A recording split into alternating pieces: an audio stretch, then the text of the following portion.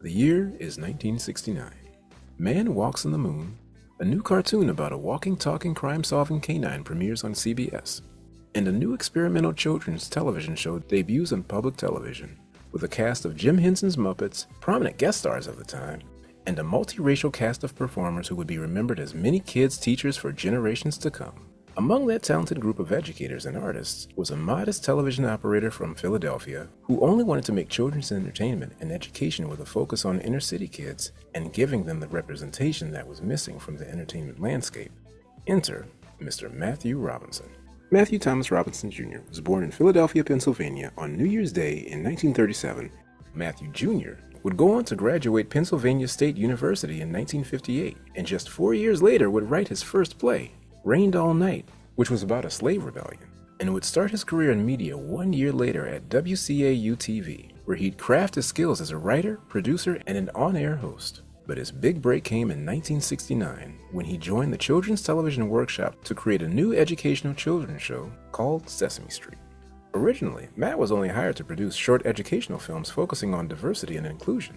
All the while, the producers were trying to find the perfect actor for the role of Gordon. While others tried, everyone knew who'd be the perfect fit. Matt, who was generally a behind-the-scenes guy, wasn't sure about taking on the role and being in front of the camera, but kids loved him. So Matt Robinson took a chance and took on the role of Gordon, the first person kids saw walking and talking on 123 Sesame Street.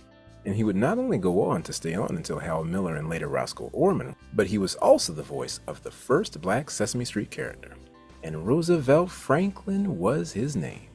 Not discounting the inclusion of Elijah and Wesley Walker, Gabrielle, or even Kevin Clash's Elmo, Robinson worked closely with Jim Henson to create a character that would reflect and be inspired by Black culture and the love of the language.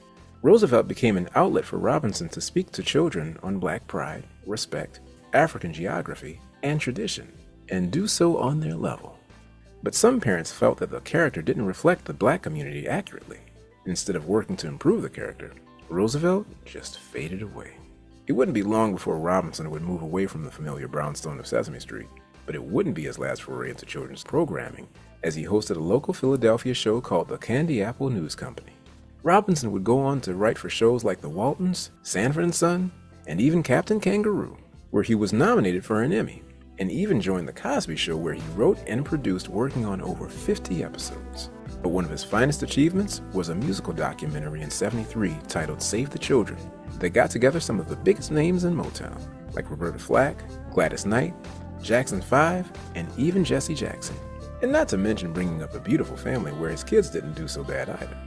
By the 1980s, Robinson had helped create a Black renaissance, with work ranging from theater, movies, children's television, to adult sitcoms, from a generous artist and gifted teacher to family man and loving father. But in 1982, Matthew Robinson had his biggest challenge yet, as he was diagnosed with Parkinson's, a neurodegenerative disease, which he battled for 20 years until 2002, where he passed peacefully in his sleep. With the perseverance of his daughter, actress Holly Robinson Peete, through the Holly Rod Foundation, his family is keeping his legacy alive by empowering families with autism and Parkinson's.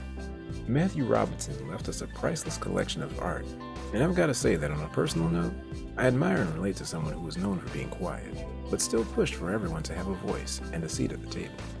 Whether it's through a little purple Muppet or a cartoon in his honor, his colorful life was a quiet reminder that some chances are worth taking.